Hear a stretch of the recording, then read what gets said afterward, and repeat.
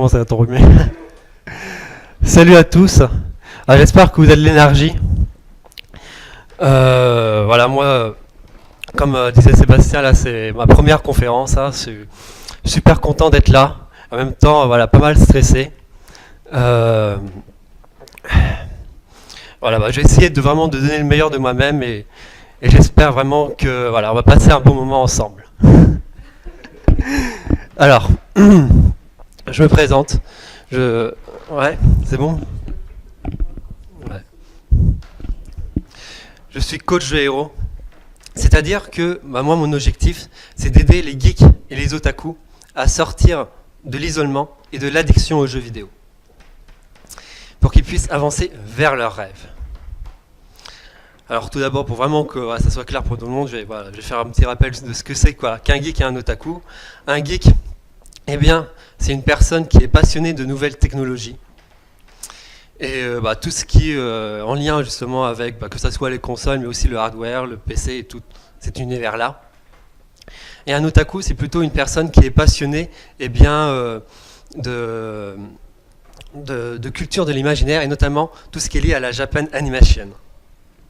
Que ce soit les mangas, les animés, et tout cet univers-là, en fait, que vraiment, en fait, un otaku est vraiment passionné, et qui, vraiment, voilà, plein de richesses, plein de valeurs, quand vraiment on s'y vraiment intéresse avec un cœur d'enfant. Et moi, justement, c'est là tout l'enjeu, parce que d'un côté, eh bien, il y a les personnes lambda, justement, qui connaissent très peu cette culture-là, et qui, justement, ont tendance à stigmatiser, pas aussi par l'intermédiaire des médias qui, vraiment, ont construit une image pas très valorisante, voilà, de la personne, voilà, cloîtrée dans sa chambre, renfermée sur lui et dans son univers. Et de l'autre côté, justement, il y a les geeks, les otaku, les personnes concernées, qui, eux, voilà, ont tout des peurs et des appréhensions par rapport, par rapport justement à cette société-là, et nourrissent même parfois une aversion. Alors que finalement, moi j'ai remarqué, en fait, c'est ça, en restant ouvert et en avançant, que vraiment cette culture-là, eh bien, ça pouvait vraiment devenir une force pour progresser dans notre vie. Et c'est vraiment, le message que je souhaite transmettre aujourd'hui. C'est que il est possible vraiment d'avancer vers ses rêves, tout en utilisant vraiment cette passion-là, comme un levier pour vraiment se dépasser. Et là, vraiment, justement, j'ai raconté mon histoire sur comment j'ai réussi à passer de la personne timide et renfermée sur moi-même au héros que j'inspirais depuis enfant à être, c'est-à-dire au héros confiant, inspirant, qui avance droit vers ses rêves. Alors, quand j'étais petit, je me sentais différent des autres, comme s'il y avait vraiment un énorme fossé entre moi et les autres. Et c'est pourquoi, en fait, dès le départ, en fait, dès mon plus jeune âge, je me sentais vraiment en insécurité. J'arrivais pas à communiquer avec les autres, parce que voilà, en fait, j'étais comme si on était vraiment dans deux mondes différents. Et moi, ça m'a vraiment troublé. Mais j'ai réussi quand même à surmonter cette peur. En fait, j'ai un jour, voilà, vers l'âge de mes 8 ans, où je suis allé vraiment, j'ai pris mon courage à deux mains. Et je suis allé vraiment partager mon rêve. Je voulais m'amuser avec mes camarades. Et je leur ai dit que moi mon truc, qui me passionne, c'est vraiment de vivre ma propre aventure, de devenir un héros. Et vraiment d'accomplir, de faire une différence dans le monde. Et c'est comme, c'est quand j'ai dit ça qu'en fait que la réaction de mes camarades a été vraiment, en fait, assez difficile. Ils se sont moqués de moi, en fait. Ils m'ont dit que tu confonds tes rêves avec ta réalité, que c'est pas comme ça la vie, en fait. Il faut redescendre sur terre. Et moi, vraiment, cette réaction-là, ça m'a troublé. Je me suis senti rejeté. Et vraiment, ça m'a mis en colère. Et c'est à ce moment-là où vraiment, je me suis dit, il faut vraiment que je montre de quoi je suis capable. Et je me suis fait cette promesse, enfant, que voilà, je vais tout faire pour me montrer qui je suis, pour être reconnu à ma juste valeur. Alors très bien, alors je commence à réfléchir, à cogiter, et vraiment comment faire pour aligner mes paroles avec mes actes. Et c'est comme ça, en fait, déjà, en fait, je prends conscience que ça soit à l'école où vraiment, c'est pas possible, qu'en fait, voilà, je suis totalement impuissant, voilà, c'est pas quelque chose qui m'aide à m'épanouir dans ma vie, c'est vraiment une barrière. Et aussi, comment dire, dans ma famille, que voilà, ils me comprennent pas, c'est difficile de dialoguer avec eux. Et voilà, la seule réaction que j'ai eue, c'est de me réfugier dans mon monde imaginaire, c'est-à-dire à jouer aux jeux vidéo dans ma chambre. Alors je ferme la porte de ma chambre pour ne pas être dérangé. Car ici, c'est mon univers. Pas de pression, pas de jugement, pas de responsabilité, et surtout pas d'obligation. Là, je suis libre d'être qui je souhaite et de faire ce que j'aime. Loin de tous ces préjugés et de ces étiquettes qu'on peut m'accoler. Parce que moi, je sais qui je suis. Je suis un héros qui vit sa propre aventure.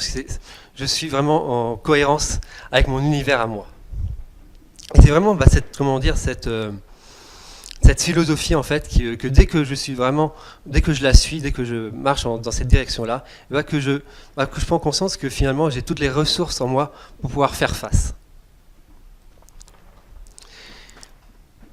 Et vraiment ça va être vraiment la bonne décision, le bon choix que j'ai fait, qui va vraiment impacter toute ma vie.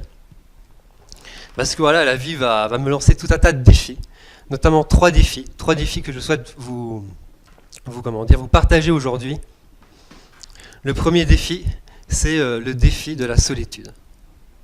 Alors, hop.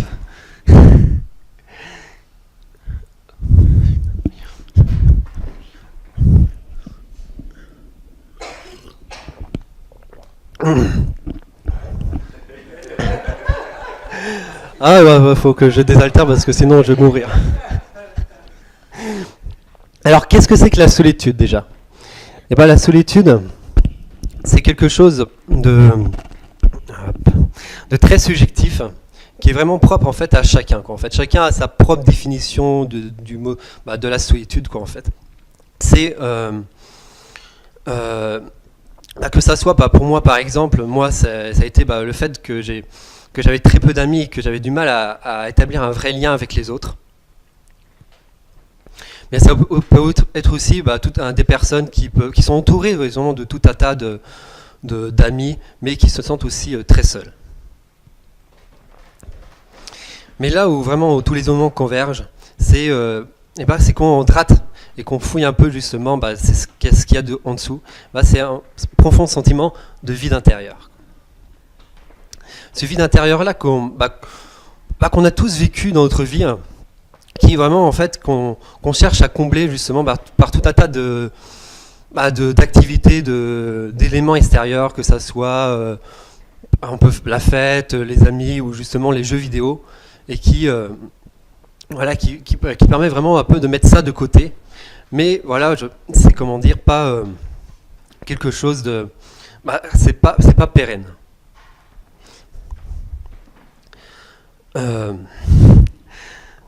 Moi, c'est ce que j'ai fait l'expérience. C'est que, au-delà de ce que les autres me disaient, en fait, toutes les étiquettes qu'on m'accolait, que ce soit le fait d'être timide, le fait d'être maladroit, le fait d'être même associable, je sentais que ça me définissait pas totalement. Qu'il y avait quelque chose d'autre qui avait besoin d'émerger.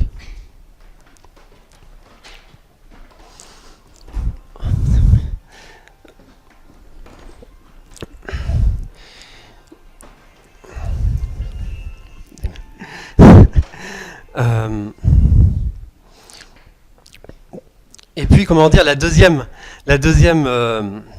la deuxième expérience qui m'avait vraiment mis face à ce sentiment de vide, c'est quand on te supprime vraiment en fait ta seule source de plaisir, ta seule source même d'existence à ce moment-là.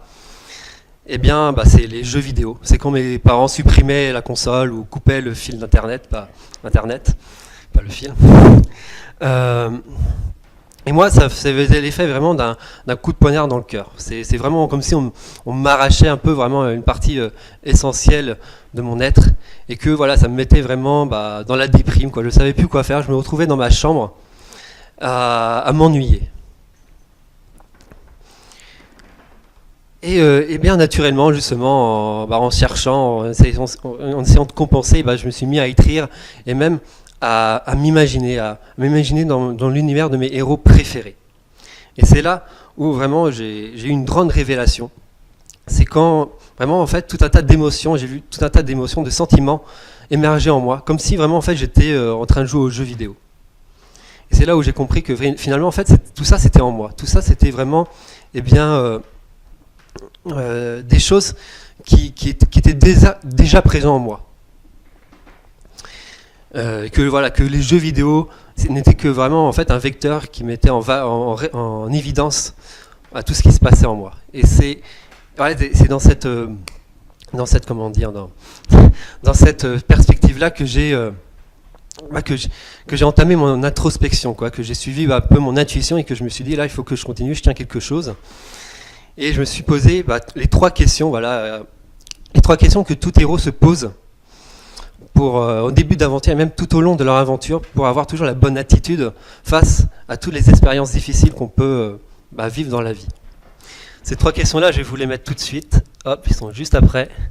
Voilà. Les trois questions du héros. Alors la première, c'est « Et si je vivais dans ma propre aventure, qui je serais ? Quel héros je souhaiterais devenir ?» Cette question-là est très importante, parce que ça va permettre en toi d'identifier justement tes valeurs. Moi, par exemple, justement, quand je me mettais vraiment dans une bonne énergie, après en écoutant de la musique ou après avoir visionné mes animés préférés et tout ça, je sentais que vraiment, en fait, il y avait du courage en moi. Vraiment, le courage de Link, qui est vraiment un de mes jeux vidéo préférés. La persévérance de Naruto, qui est mon manga préféré, mais aussi la volonté de découvrir, d'aller explorer le monde, comme dans le premier jeu de mon enfance, Pokémon. Puis, une fois que c'est fait, la deuxième question qui vraiment coule de source, c'est « Quelle est ma mission ?»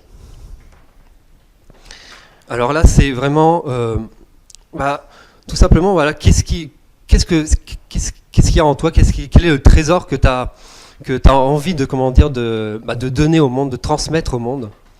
Moi, ça m'est venu vraiment, instinctivement que mon but c'était d'inspirer justement mes compagnons, les personnes qui souhaitent aussi, qui ont un rêve d'enfant, qui veulent accomplir quelque chose, qui veulent s'amuser dans la vie.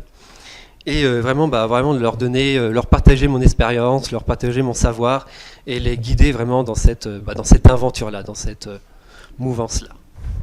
Puis, la troisième question qui vraiment qui permet de mettre justement nos paroles, nos actes alignés avec nos paroles, c'est qu'est-ce que j'accomplirais ?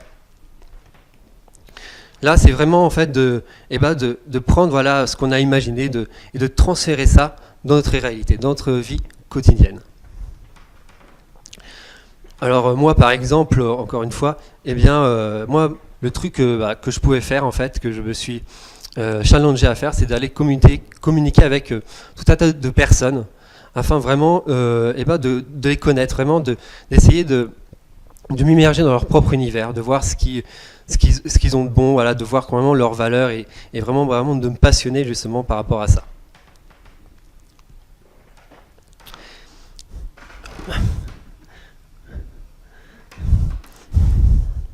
Et puis grâce à ça, justement, moi en faisant cette introspection-là, ça m'a permis de reprendre espoir, en fait même pas confiance, mais espoir, parce que vraiment j'étais dans ce sentiment, dans cette situation-là où c'était difficile, quoi, en fait. J'avais pas de de soutien extérieur, et donc de prendre conscience que finalement en fait j'avais un réel pouvoir sur ma vie,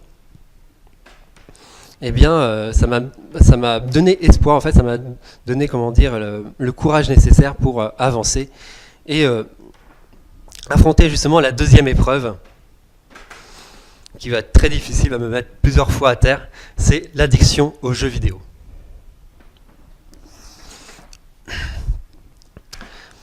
Alors moi, de mon point de vue, je considère que j'étais addict de mes 18 à mes 22 ans. Parce qu'avant, en fait, voilà, je jouais vraiment, comment dire, parce que, voilà, pour le plaisir. Alors que là, justement, ça commençait à changer. Ma relation avec les jeux vidéo se détériorait. Je jouais plus par plaisir, mais par nécessité, en fait. Par nécessité, parce que, voilà, c'était ma seule porte de sortie. Parce que voilà, j'étais vraiment, en fait, j'avais fini ma scolarité. Voilà, il fallait que j'entre justement dans la vie active, il fallait que je fasse des choses. Voilà, il fallait que je fasse face justement au monde extérieur. Là, je pouvais plus reculer. Hein. Et c'est ça justement, c'est que voilà, je manquais encore énormément de confiance en moi. Je me voyais encore comme un enfant, comme une personne fragile qui avait besoin encore qu'on le réconforte, d'un environnement sécurisant, quoi, d'être en sécurité.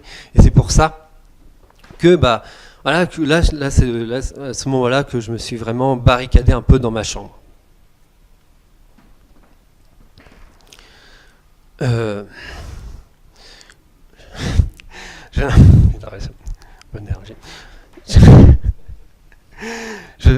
J'étais, comment dire, voilà, j'étais perdu en fait. Voilà, ça aussi, c'est à ce moment-là en fait où je jouais justement pas mal aux jeux en ligne, que ça soit WoW pour le plus connu, voilà, mais aussi tous les jeux Blizzard en fait, parce que j'adore cette licence, et aussi à LoL. Mais je voyais que plus le temps passait et plus voilà, je commençais à partir dans des états de plus en plus colériques, quoi, en fait, que je commençais à être de plus en plus susceptible. Et que je partais vraiment dans un état d'esprit vraiment pas sain, que je me considérais vraiment... je me suis construit toute une histoire assez négative, où je me voyais un peu comme une victime de la société, justement, où je comprenais pas pourquoi, voilà, et les gens, voilà, ceux qui réussissaient, il fallait, voilà, et c'était des profiteurs, des gens, voilà, qui n'avaient pas en fait de véritables choses, alors tandis que moi j'avais vraiment envie de partager un rêve et tout, alors que voilà, j'avais l'impression d'être relégué. Et ouais, ça m'a beaucoup énervé, bref. Mais c'est dans cette, comment dire, au terme de ça, quand vraiment, au terme de pas mal d'expériences aussi, parce que voilà, il y avait plein de choses qui allaient mal, quoi, en fait. Voilà, j'avais du mal avec mes parents, et aussi parce que ma copine m'avait quitté. Donc voilà, tout un tas d'événements assez difficiles que ouais, je me suis dit que là, quitte à vraiment à tout laisser tomber, maintenant voilà, je fais face, je me lance.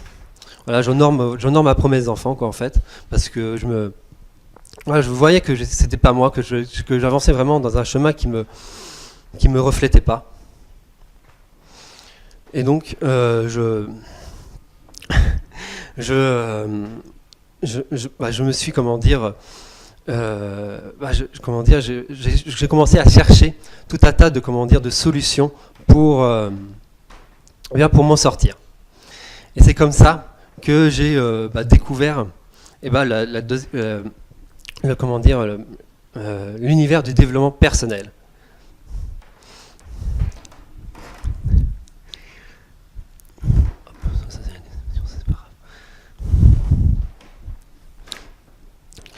Voilà, c'est comme ça, grâce au développement personnel, que j'ai réussi justement à sortir de cette phase, de ce cercle vicieux, de cette dépendance aux jeux vidéo, et à m'ouvrir, comment dire, aux autres, à me responsabiliser. Parce que je me suis aperçu, voilà, quand j'ai découvert cet univers-là, que c'est ce que je faisais depuis enfant. Voilà, le fait de se poser des questions, le fait de chercher en soi les réponses, et de, comment dire, et de se fixer des défis, c'est tout ce que je faisais. Et donc voilà, quand j'ai découvert ça, j'étais vraiment en fait, ça m'a émerveillé. Et donc je me suis lancé complètement là-dedans. C'est comme ça que je suis sorti, que j'ai commencé à rencontrer tout un tas de personnes, justement, en participant à tout un tas d'événements, voilà, comme des conférences, des formations, des ateliers, et à rencontrer tout un tas de personnes inspirantes, qui étaient dans le même état d'esprit, voilà, qu'ils avaient un rêve, qu'ils avaient un objectif, et qui même pour certains l'avaient déjà concrétisé.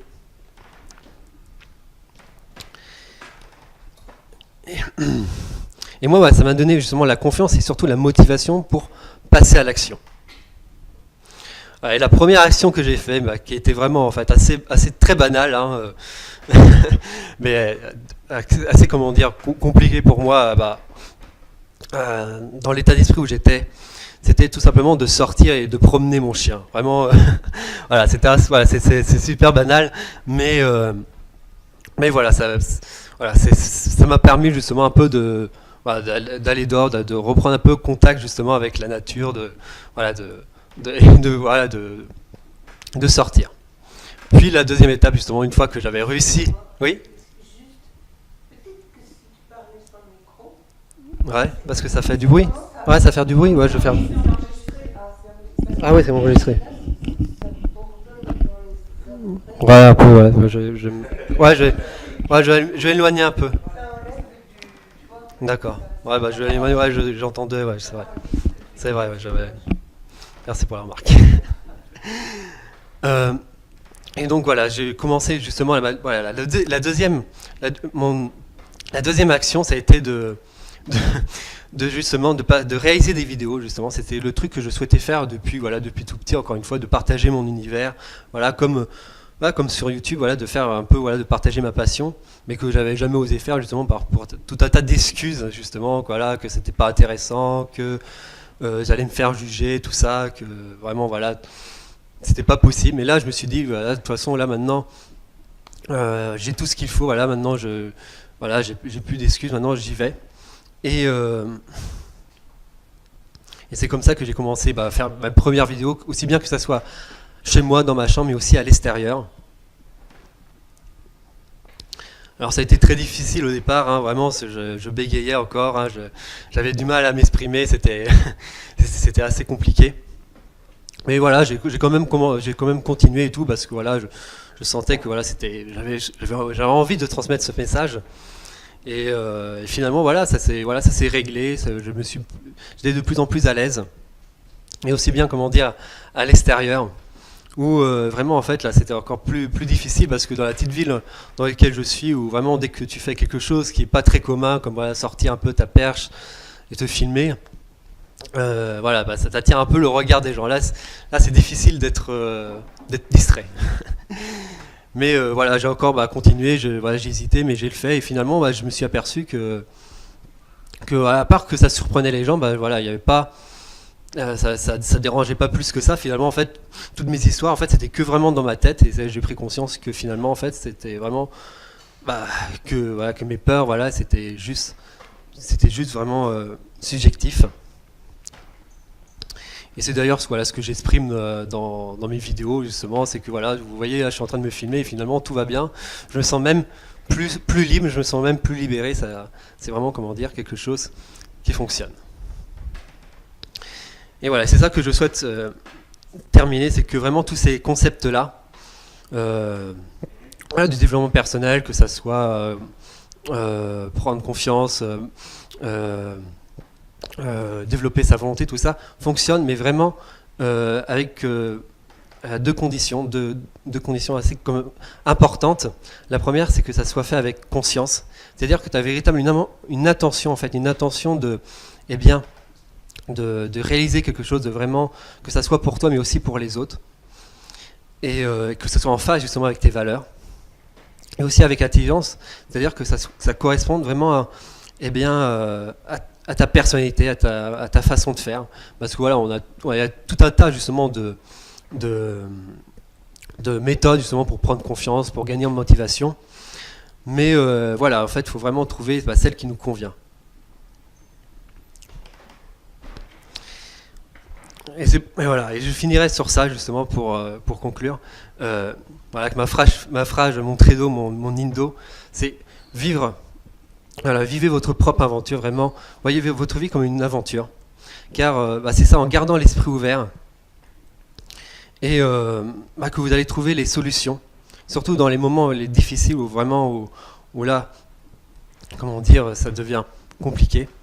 De trouver, que ce soit à l'extérieur, justement, d'avoir le courage, que ce soit à l'extérieur de demander de l'aide, ou à l'intérieur de trouver vraiment les ressources en soi. Et aussi et de devenir un héros, aussi, ce qui est important, parce que ça te permet justement de cultiver quelque chose qui est important pour moi, et possible pour tous les geeks et les otaku, parce que ce qui les caractérise un peu, c'est leur passion, vraiment, c'est leur passion pour cet univers. Et donc cultiver l'énergie de l'enfant intérieur. Car c'est ça, quoi. Moi j'ai remarqué vraiment de mon expérience que quand je souffrais, quand je me sentais vraiment mal, eh bien c'était pas véritablement à cause de la situation dans laquelle j'étais, mais c'est parce que surtout j'avais abandonné, que j'avais laissé de côté mon rêve, et que je m'étais un peu résigné à rester justement dans ma chambre à jouer aux jeux vidéo, et que je sentais que je passais à côté de ma vie. Alors que, au contraire, quand j'osais, quand je passais à l'action, et quand j'entreprenais des actions, même aussi minimes soient-elles, eh bien là je me sentais vraiment fier de moi, je me sentais heureux, et j'avais vraiment l'impression que finalement tout était possible. C'est pour ça que voilà, en dernier lieu, un héros, c'est un enfant qui croit totalement en ses rêves. Donc croyez en vous et en vos rêves. Merci.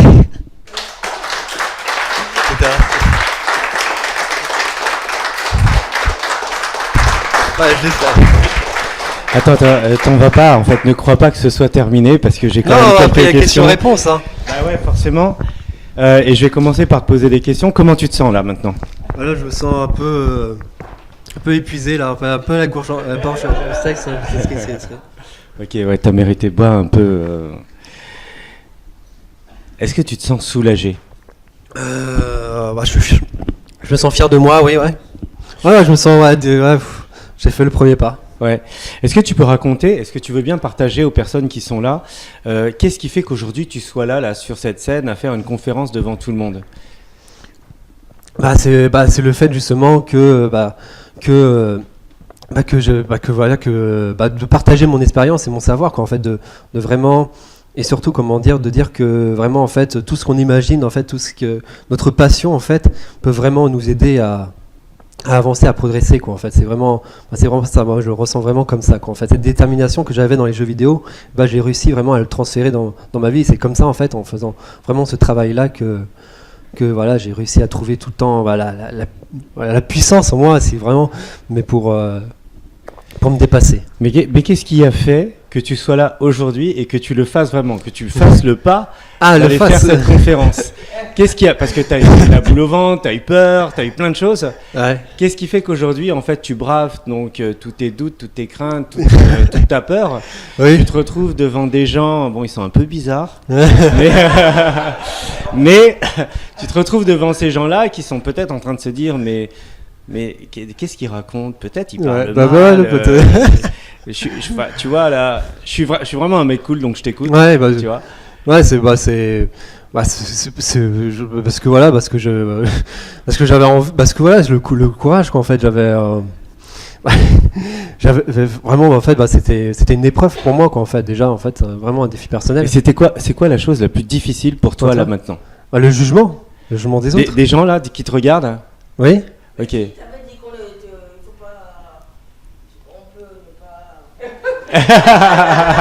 Je suis envoyé. De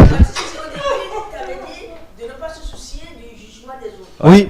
Mais alors pourquoi maintenant toi tu veux le jugement que tu... Parce que c'est pour, comment dire, pour le surmonter, justement. C'est vrai, on a toujours une part, et justement se détacher de ça, ça permet justement de se libérer et de pouvoir vraiment se dépasser. Mais c'est vrai qu'encore j'ai c'est un drôle de challenge, quoi, en fait. Et le fait d'avoir fait cette conférence, déjà, ça m'a permis de passer déjà à un autre level. Ouais, c'est une première marche. Ah, il en ferait, ouais. Bravo, ouais, je pense qu'on peut. Je sais pas, vous n'êtes pas sans savoir que prendre la parole face aux gens, c'est une des peurs les plus importantes qui existent. Et je me souviens, j'avais discuté avec la copine d'un ami qui me disait, son ami me disait, mais tu sais, Sébastien, moi, ma copine, elle est super géniale, elle est à l'aise devant tout le monde, elle parle, elle travaille chez Bolloré, c'est son job tous les jours. Et moi, je lui ai dit, mais tu sais, en fait, ça dépend de l'enjeu. Des fois, je parle devant des gens, je m'en fiche, je les connais pas, je suis dans des salles, il y a 1000 personnes, j'ai les spots en pleine la figure, donc je vois pas les gens et je m'en fiche, je sais pas qui j'ai en face de moi. Donc, j'ai pas d'enjeu. Mais si j'avais, je sais pas, peut-être ma mère, mon père, des gens qui sont proches, des amis à moi, d'un seul coup, ça me donne un petit peu du trac. Et je me dis, ouais, j'ai pas envie de les décevoir, j'ai pas envie de... Tu vois, j'ai envie vraiment de briller.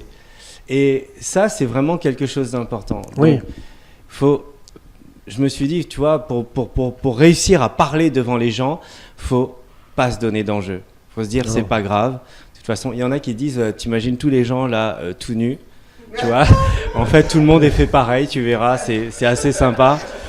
Sauf toi là-bas. Je vise personne. Non, je rigole. Mais ouais, moi, je suis passé par là. Oui. Ah oui, c'est. Alors, tous au début, on a la pression, quoi, en fait. Hein, c'est normal. J'ai encore la pression, là, tu vois. J'ai encore la pression. Ok. Quelle a été la chose pour toi qui, depuis cette année qui s'est écoulée, 2018, que toi tu as réalisé et qui est très fort pour toi, tu vois, qui est quelque chose qui te dit, ouah, ça c'est un truc, je savais pas ou je savais, et quelque chose qui t'a fait changer. En 2018. En 2018, voilà, sur l'année 2018 ou sur l'année qui vient de passer. Pas forcément 18, ça peut être en 2019, tu vois, mais. Non, mais sur ce. Non. Comment tu t'appelles, s'il te plaît? Voilà. Est-ce que ses parents peuvent venir la chercher, s'il vous plaît? Ok. Alors moi, ça a été en 2018, ça a été comment dire, de faire des formes, de participer, comment dire, à ma première formation sur le coaching. Ouais. D'accord. C'était vraiment une grande étape parce que avant je me considérais pas comme coach et là maintenant j'ai pris cette décision là. Ok, super. Et quelle a été la chose la plus difficile? La plus difficile. La plus difficile. Si tu veux bien la partager, parce que moi j'aime bien la vulnérabilité des gens, j'aime bien la plus difficile, tout ça. La plus difficile, ça a été de faire cette conférence là, de faire aussi des vidéos et faire des vidéos. Alors, ouais. Tu peux nous expliquer un peu plus qu'est-ce qui a été difficile dans le fait de faire des vidéos, justement? Parce qu'il y a... Est-ce que tout le monde fait des vidéos ici? Non? Ok. Ok, alors qu'est-ce qui est le plus difficile pour toi, tu vois, quand tu te retrouves devant la caméra et tu fais « Ok, ça tourne ». Déjà, comment dire, de trouver, comment dire, déjà de montrer, en fait, rien que de montrer, justement... Quand je commence comme ça à hésiter comme ça, déjà braver à faire ce pas, déjà c'est déjà difficile. Puis vraiment, comment dire, à rester concentré justement et à ne pas, comment dire, perdre justement le fil. Ouais. Et voilà, il y a vraiment à oser, vraiment à oser, en fait, je me mets pas justement comme d'objectif, juste justement essayer vraiment de parler de ce que j'ai à exprimer, quoi, en fait, tout simplement de dire mon opinion, voilà, de partager mes clés, voilà, ce que j'ai appris et voilà, et ce que ça a fait sur moi. Ouais. Et puis d'autant plus que tu fais pas que les vidéos enfermées dans ta chambre, des fois tu sors et tout. Je me souviens, je sais pas, il a une chaîne YouTube. Je me souviens d'une vidéo où il était, je sais pas s'il promenait son chien ou quoi, et il était là avec sa caméra. Et il y a un couple qui passe juste à côté de lui et le mec il lui lance comme ça: oh, l'autre, il n'a pas d'amis. Tu vois. Et là, Ouais, c'est ça va, vraiment ça la va. cata, parce que quand on est timide, en fait, les gens sont pas spécialement méchants, mais bon, voilà, ils savent pas d'où les gens partent, quelles sont les difficultés, quelles sont les raisons pour lesquelles ils font des choses, pour les surmonter. Et donc, ils lancent des trucs comme ça et qui peuvent être assez assassines quand on est sensible à ce genre de choses. Et vraiment, ça, franchement, je voudrais, encore une fois, je le dis tout le temps, je voudrais qu'on t'applaudisse pour ça, parce que surmonter ses peurs, c'est pas évident.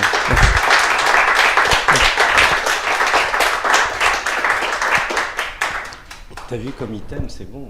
Ah ouais, je ressens, oui, c'est pour ça. Ouais. T'as une copine? Non, non, plus, non. Ouais, parce justement. qu'elle a une fille, elle est...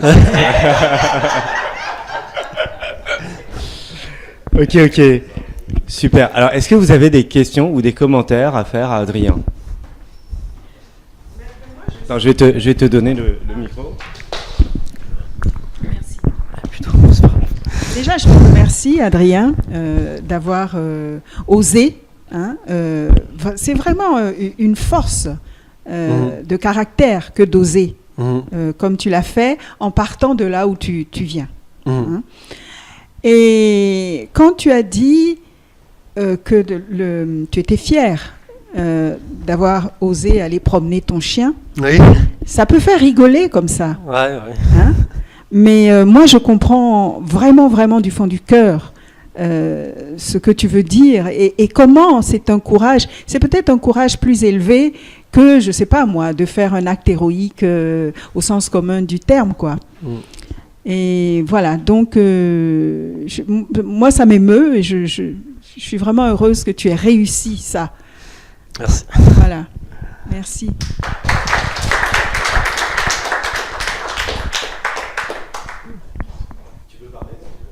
Vas-y.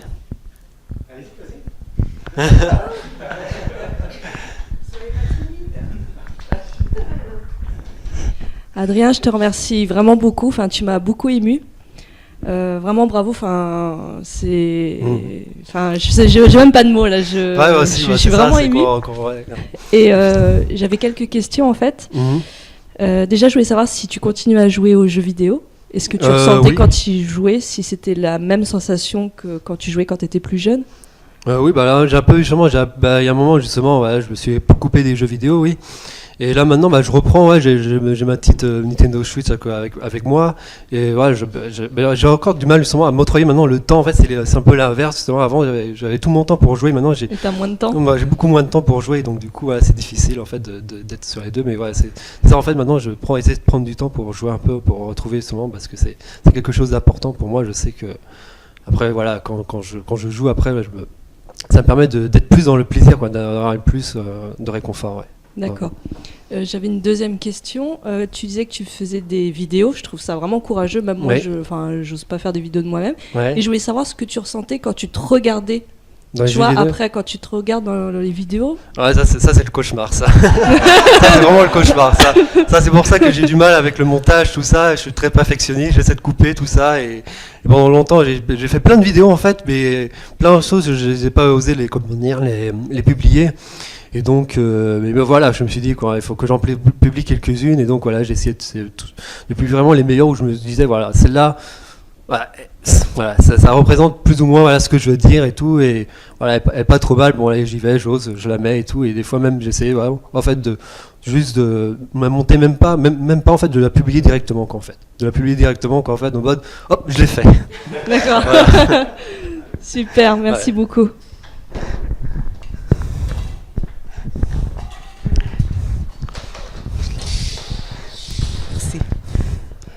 Alors, moi aussi, je vais te féliciter, hein, forcément, parce que...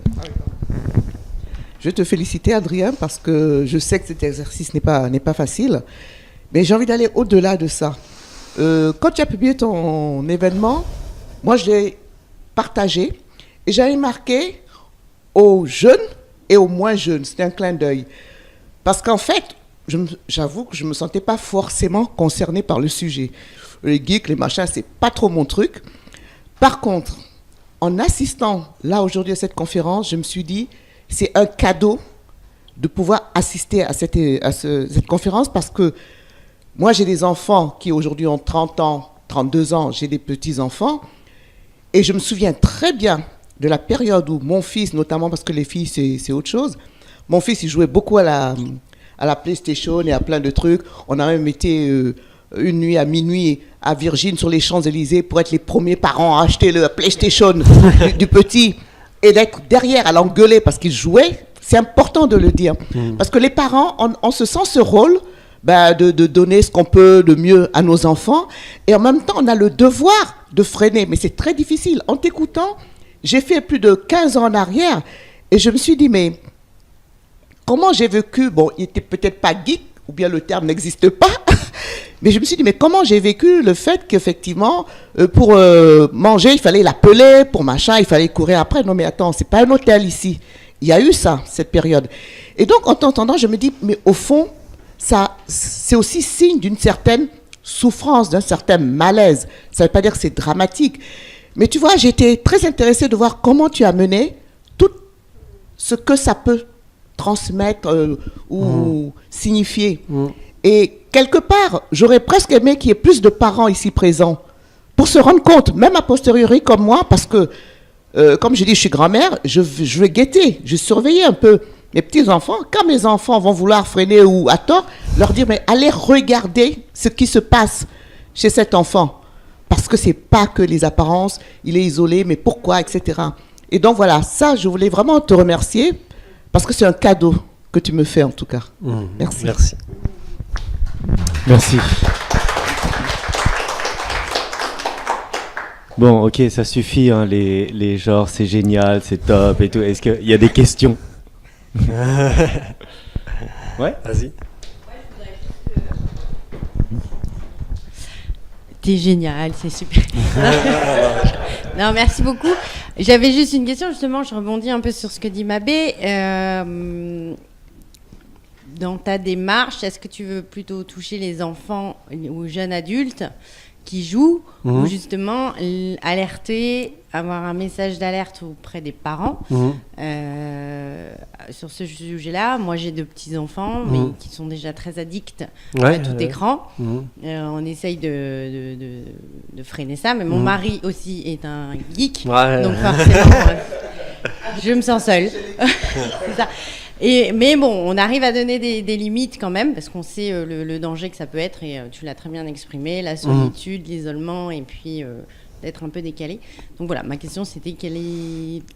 Ouais, moi c'est comment dire, ça serait plus spécifiquement les jeunes de 15 à 30 ans, qu'en fait c'est généralement cette fourchette-là justement où tout s'opère.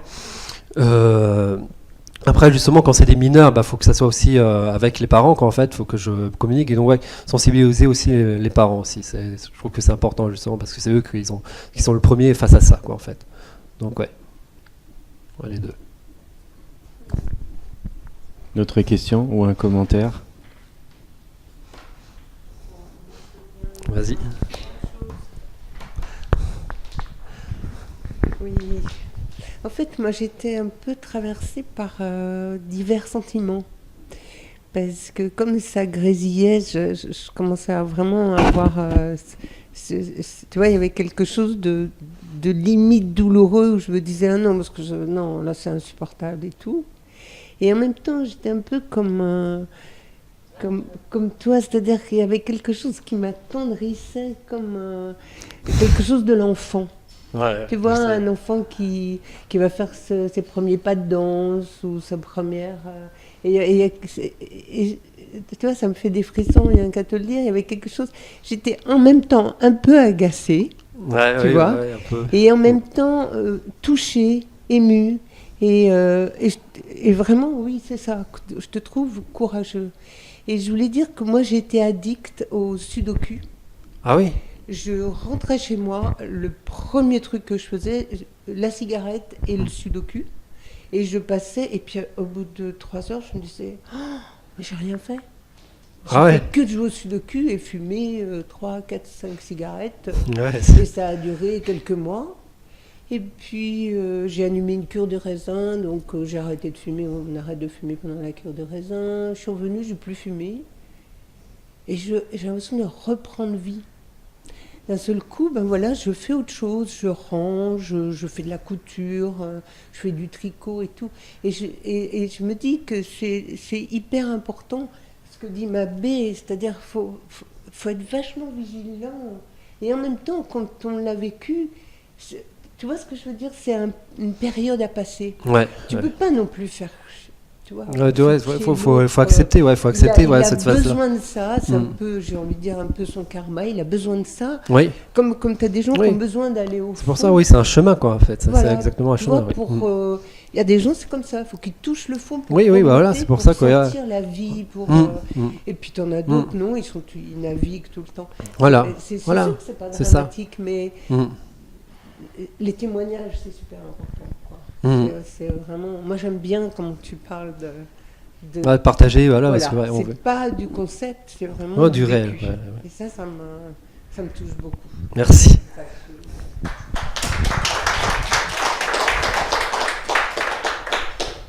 Quelqu'un d'autre? Non? Ok.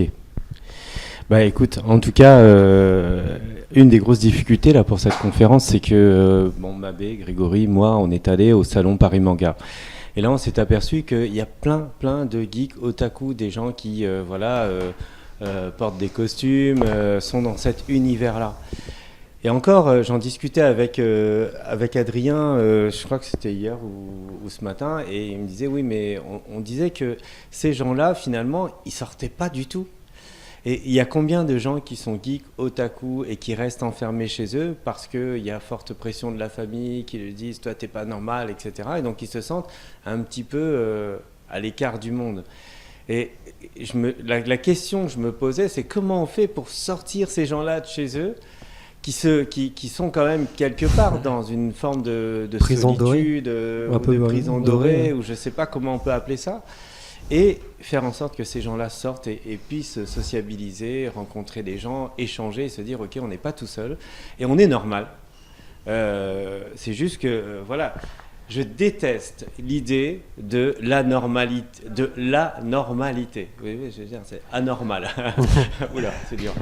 Mais l'idée de la normalité, pour moi, c'est aussi grave que... Enfin, c'est peut-être pas aussi grave parce que pour l'instant, on tape pas les geeks et on les tue pas, quoi. Voilà.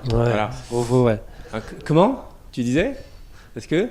C'est parce qu'on les repère pas toujours. Ouais, on les repère pas toujours.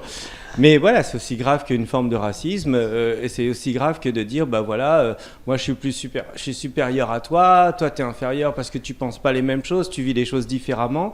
Et la tolérance, c'est vraiment quelque chose qu'il faut mettre en avant. Et être geek, c'est pas facile. C'est pas facile parce que c'est pas facile quand on fait comme lui et qu'on sort dans la société pour essayer de vivre en plein jour qui l'on est. Et ça, c'est vraiment un truc génial et j'aimerais qu'il y ait plus de gens. Je te souhaite vraiment de faire plus de conférences. Je sais qu'à un moment, tu seras à la télé. Ah oui. Mais... Oui. Attends, je te passe. Moi, je crois aussi que, en même temps, comment dire, d'ailleurs tu l'as dit à un moment, de telles difficultés, c'est aussi là pour que quand la personne se dépasse, quand il dit tu seras à la télé, c'est évident, quoi. Tu comprends? Ouais. Parce que, et même la télé, c'est petit. Ah ouais, c'est pas... Non, mais je suis sincère. Tu vois? Voilà. Oui, voilà. C'était parce que là où tu vas chercher ton courage, c'est pour déplacer les montagnes. Je veux dire, quand tu le sors, forcément, ça propulse. Tu vois, c'est une énergie, quoi. Tu vois, elle va pas juste faire ça, elle va faire ça. Tu comprends? Oui, oui. Voilà. Donc, prépare-toi. Ah oui, je peux pas voir là. Je suis en train de faire mes armes là. Oui, non, mais ça, il faut que tu te rendes compte que se battre pour ce que tu veux, pour tes rêves, ça suppose qu'à un moment, en fait, tu vas toucher tes rêves. Et c'est un truc que je veux que tu comprennes, c'est ultra fort. Ça veut dire qu'il y a des tas de gens qui font des choses tous les jours et je ne fais pas de jugement. Aller avoir un diplôme. Moi, j'ai fait une école de commerce, tu vois, j'ai un diplôme, j'ai fait une carrière longue dans le salariat, etc. Tout ça pour m'apercevoir après un certain nombre d'années, mais qu'est-ce que j'ai foutu dans ma vie, quoi. Moi, ce que je voulais, c'était chanter, danser, faire plein de trucs. Bon, j'ai rien fait de tout ça. Mais bon, ça va. Jusqu'à maintenant. Mais voilà, se rendre compte quand on est jeune qu'on a des choses à mener dans sa vie, des fois, ça passe par des moments difficiles parce qu'on ne t'en donne pas le choix. Parce qu'à un moment donné, tu vois, tu te retrouves seul dans ta chambre, un peu comme Michael Jackson quand il chante Ben, sa chanson Ben, parce qu'il a eu une enfance difficile, des parents qui l'ont poussé à faire des trucs. Bah oui, c'est triste, mais ça a donné Michael Jackson. Voilà, qu'on aime ou qu'on n'aime pas. Voilà. Et donc vraiment, tu as vraiment un parcours qui est ultra inspirant. J'espère qu'on sera dans quelques mois ou années pour en parler. Mais je te promets que ce que tu fais, c'est juste. Et il faut que tu continues jusqu'au bout. Ouais, bah, c'est ça qui me touche. Ouais. T'es un vrai héros. Merci. Merci.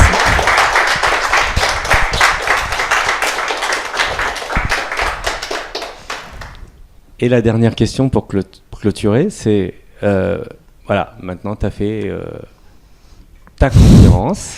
Ouais, voilà, c'est quoi ton challenge cette année? Ah bah c'est ça serait de coacher en fait, voilà, de continuer à faire des conférences, d'intervenir dans les écoles. Ça c'est ce prochain challenge aussi que je suis inscrit à une association justement avec Sébastien, 1000 entrepreneurs et qui voilà 100 000 entrepreneurs qui justement donne l'opportunité à des entrepreneurs de partager leur parcours. Et donc voilà, la prochaine étape, c'est d'intervenir aussi dans les écoles justement. C'est là où se trouvent justement les geeks, quoi. Quand ils sont forcés de sortir justement, et ils vont c'est à l'école. Vraiment.